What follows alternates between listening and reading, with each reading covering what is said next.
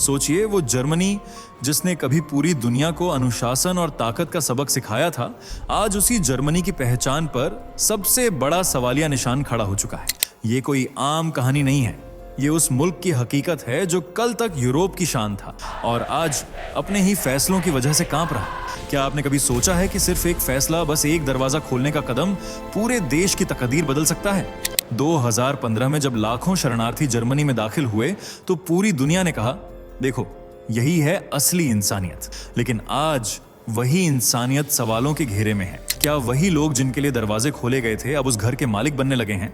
और यही है इस वीडियो का मकसद, आपको दिखाना कि कैसे स्वागत की मुस्कान धीरे धीरे शक और डर में बदल गई। ये सिर्फ आंकड़ों की कहानी नहीं है, ये उस आग की कहानी है जिसने पूरे समाज को 2 हिस्सों में बांट दिया। तो आखिर सच क्या है? क्या जर्मनी ने खुद अपने हाथों से अपनी पहचान मिटा दी, या ये सब सिर्फ राजनीति का खेल है? वीडियो को अंत तक देखिए, क्योंकि मैं आपको वो सब दिखाने वाला हूं जो आपने न्यूज़ हेडलाइंस में कभी पूरा नहीं सुना। और यकीन मानिए, आखिर तक देखते हुए आपके मन में भी यही सवाल गूंजेगा, क्या वाकई इंसानियत इतनी महंगी पड़ सकती है?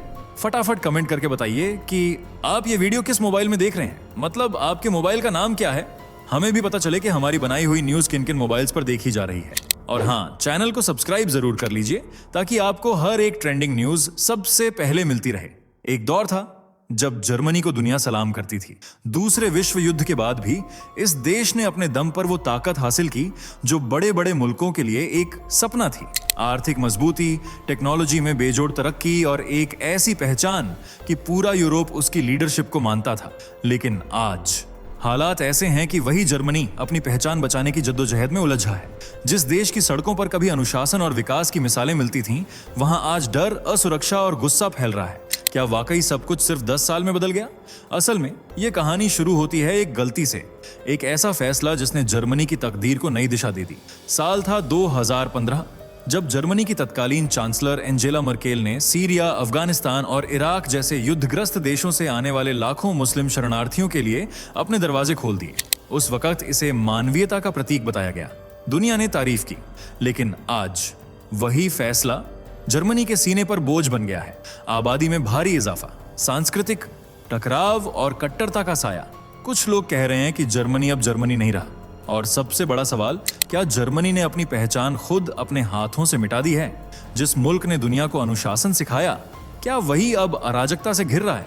क्या जो शरण दी गई थी वो अब कब्जा बनती जा रही है?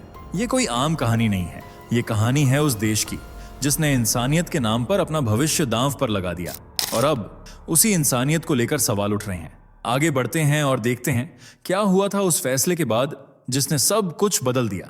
साल था 2015। सीरिया में खून की नदियां बह रही थीं। अफगानिस्तान और इराक अशांति के भंवर में डूबे हुए थे। लाखों लोग अपने घर, परिवार, जिंदगी सब छोड़कर सिर्फ एक उम्मीद के सहारे भाग रहे थे, सुरक्षा की उम्मीद।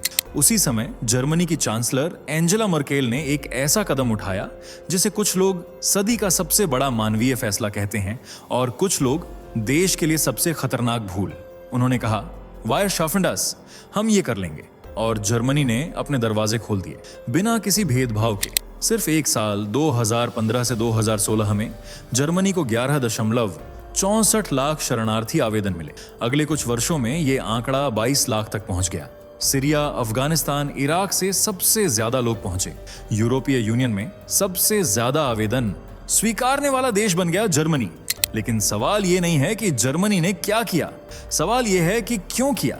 CNN की रिपोर्ट के मुताबिक मर्केल का फैसला पूरी तरह मानवीय नहीं था। उन्होंने ये कदम सिर्फ दया के कारण नहीं, बल्कि यूरोपीय शरण नीति को बचाने के लिए उठाया था। जब बाकी यूरोपीय देश पीछे हटने लगे, मर्केल ने अकेले नेतृत्व लिया। हिल्डेसाइन यूनिवर्सिटी के प्रोफेसर हैनस सेमन ने कहा, मर्केल ने एक तरफ EU को संभालने की कोशिश की तो दूसरी तरफ अपनी छवि एक मजबूत, करुणाशील नेता के तौर पर स्थापित की।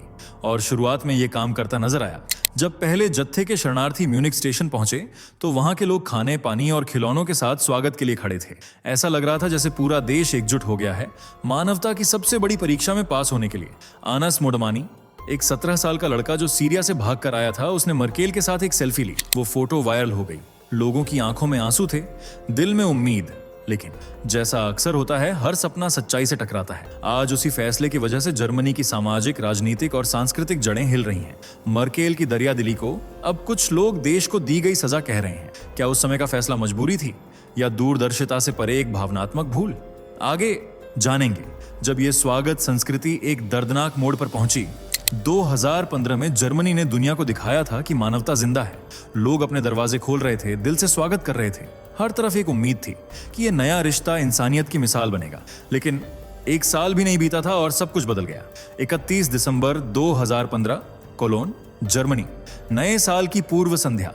हजारों लोग सड़कों पर थे, जश्न में डूबे हुए। लेकिन तभी कुछ ऐसा हुआ जिसने जर्मनी को हिलाकर रख दिया। कोलोन रेलवे स्टेशन के पास सैकड़ों महिलाओं ने शिकायत दर्ज कराई कि उनके साथ छेड़छाड़, यौन उत्पीड़न और चोरी जैसी घटनाएं हुई। पुलिस जांच में सामने आया कि आरोपियों में अधिकतर मध्य पूर्व और उत्तरी अफ्रीका से आए शरणार्थी थे। ये खबर जंगल की आग की तरह फैली। जो मीडिया कल तक शरणार्थियों की तारीफ कर रहा था, अब उन्हीं को कटघरे में खड़ा करने लगा। जिन्हें गले लगाया था, अब उन्हीं से डर लगने लगा था। म्यूनिक की वो मुस्कुराती भीड़ अब संदेह और गुस्से से भरी निगाहों में बदल चुकी थी। ये वो पल था जब जर्मनी की स्वागत संस्कृति पहली बार दरकती दिखी। और ठीक इसी माहौल में एक नई राजनीतिक ताकत ने जन्म लिया, AfD, ऑल्टरनेटिव für Deutschland। 2013 में शुरू हुई ये पार्टी पहले हाशिए पर थी, लेकिन कोलोन की घटना के बाद इनकी आवाज गूंजने लगी। AfD ने जनता के गुस्से को शब्द दिए। क्यों लाए इन लोगों को?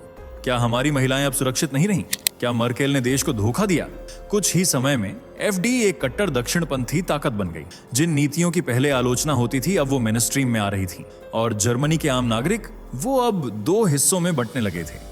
एक जो अभी भी शरणार्थियों को मानवीय नजर से देखते थे, और दूसरा जो डर और गुस्से से भर चुका था। स्वागत की वो मुस्कान अब शक की निगाहों में बदल चुकी थी। जर्मनी अब एक ऐसे मोड़ पर था जहां से लौटना आसान नहीं था। आगे देखेंगे जब ये डर और शक बदलने लगा, एक नए किस्म के कब्जे में कट्टरता की ताकत कैसे बढ़ने लगी। हर कहानी का एक दूसरा चेहरा होता है, और जर्मनी में शरणार्थियों की कहानी का दूसरा चेहरा धीरे धीरे डरावना होता जा रहा। शुरुआत में जब शरणार्थी आए तो बात केवल मानवता की थी, लेकिन कुछ ही सालों में रिपोर्ट्स और खुफिया एजेंसियों की फाइलों में रेडिकलाइजेशन शब्द बार बार आने लगा। जर्मनी की डोमेस्टिक इंटेलिजेंस एजेंसी BFV ने चेतावनी दी कि कुछ शरणार्थी शिविरों में कट्टरपंथी संगठन युवाओं को अपने विचारों से प्रभावित कर रहे हैं। छोटे छोटे शहरों में अनाधिकारिक इस्लामिक उपदेश, छिपी हुई मस्जिदें और अलगाववादी प्रवृत्तियां बढ़ने लगीं। साल 2016 से 2022 तक कई आतंकी साजिशें विफल की गईं, जिनके तार शरणार्थी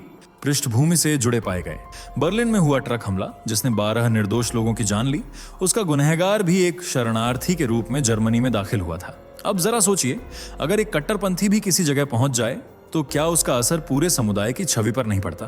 जर्मनी के आम लोगों के मन में एक सवाल घर करने लगा, क्या हमने घर में वो लोग बुला लिए हैं जो हमारे ही खिलाफ हो सकते हैं? जरूरी है कि हम समझें, ये कट्टरपंथियों का कब्जा कोई सैनिक हमला नहीं है।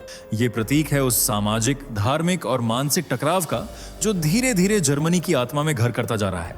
छोटी घटनाएं जब दोहराई जाती हैं तो वो पूरे समाज की सोच को बदल देती हैं। टीवी पर जब कोई बम विस्फोट की खबर आती है और आरोपी का नाम मुस्लिम होता है, तो हर वो व्यक्ति जो शांतिपूर्ण है, शरीफ है, मेहनती है, वो भी उसी नजर से देखा जाने लगता है। यही सबसे बड़ा नुकसान है जब कुछ की कट्टरता सब पर इल्जाम बन जाती है। और यही वो माहौल था जिसने AfD जैसे दलों को और ताकत दी, क्योंकि डर एक ऐसा हथियार है जो सबसे तेजी से फैलता है। अब जर्मनी में नफरत और राष्ट्रवाद के सुर तेज होने लगे थे, पर क्या ये सुर सिर्फ राजनीति तक सीमित रहे या सत्ता की ओर बढ़ने लगे? अगले हिस्से में देखते हैं राजनीति में आया भूचाल। रबार, जब जनता डरती है, कोई ना कोई उसे आवाज देने आ जाता है। जर्मनी में भी ऐसा ही हुआ। AfD, alternative für Deutschland। 2013 में शुरू हुई ये पार्टी पहले बस एक छोटी सी हाशिए की ताकत थी, लेकिन जब शरणार्थी संकट बढ़ा और अपराध, असुरक्षा, कट्टरपंथ जैसे मुद्दे जनता के बीच गरमाने लगे, AfD की जुबान लोगों के दिल की आवाज बन गई। और फिर शुरू हुआ एक ऐसा राजनीतिक भूचाल जिसने जर्मनी की संसद को हिला दिया। 2015 में केवल 38% जर्मन लोग मानते थे कि शरणार्थियों की संख्या कम होनी चाहिए, लेकिन 2025 आते आते ये आंकड़ा 68% तक पहुंच गया। यानी अब हर दो में से एक जर्मन नागरिक शरणार्थियों को बोझ मानता है। इस बदलाव के पीछे सिर्फ आंकड़े नहीं थे, बल्कि एक संगठित राजनीतिक रणनीति थी। डर को ईंधन बनाकर हम बनाम वो की आग जलाना। AfD की सहनेता एलिस वाइडल ने 2024 में खुलेआम कहा, अब जब सीरिया में बशर अल असद का पतन हो गया है, तो जर्मनी में रह रहे सभी सीरियाई शरणार्थियों को वापस भेजा जाए। ये कोई मामूली बयान नहीं था। ये दर्शाता है कि अब वो विचार जो कभी कट्टरपंथ माने जाते थे, वो आज मुख्यधारा की राजनीति में घुस चुके हैं। AFD अब सिर्फ एक पार्टी नहीं बल्कि एक लहर बन चुकी थी, और ये लहर जर्मनी तक सीमित नहीं रही। फ्रांस में लेपेन, इटली में ब्रदर्स ऑफ इटली, हंगरी में विक्टर ऑर्बन, पूरा यूरोप एक नई करवट ले रहा था। मूल्य, सहिष्णुता और बहुसंस्कृतिवाद की जगह अब राष्ट्रवाद, अस्मिता और सांस्कृतिक रक्षा की बात हो रही थी। लोग कहने लगे थे, हमने अपनी जमीन खो दी है, अब उसे वापस लेना होगा। और यही भावना AFD को संसद में नहीं बल्कि लाखों दिलों में जगह दिला चुकी थी। लेकिन इस पूरे सियासी संग्राम के बीच कहीं खो गई एक आवाज, उन शरणार्थियों की जिनके पास न सत्ता है न वोट, सिर्फ उम्मीद। अगले हिस्से में जानेंगे उनकी आंखों से देखी गई सच्चाई। हर आंकड़े के पीछे एक इंसान होता है, हर राजनीतिक बयान के बीच कहीं कोई दिल भी धड़क रहा होता है, और इस पूरी बहस के बीच एक चेहरा है जो जर्मनी के शरणार्थी संकट का सबसे चर्चित प्रतीक बन गया, अनस मोदमानी। साल 2015, 17 साल का ये लड़का सीरिया से जान बचाकर जर्मनी पहुंचा था। न कोई सामान, न कोई पहचान, सिर्फ उम्मीद और डर लेकर। और उसी सफर के दौरान म्यूनिक स्टेशन पर एक ऐतिहासिक पल हुआ। अनस ने जर्मन चांसलर एंजेला मर्केल के साथ एक सेल्फी ली। वो तस्वीर वायरल हो गई। दुनिया ने कहा, देखो यही है असली यूरोप, जहां एक शरणार्थी को भी अपनाया जाता है। अनास के लिए ये जीवन का सबसे सुनहरा पल था। वो पढ़ाई में जुटा, जर्मन भाषा सीखी, नौकरी की तलाश की, और आज वो IT सेक्टर में काम करता है। सपनों को सच करने की कोशिश करता है, एक आम इंसान।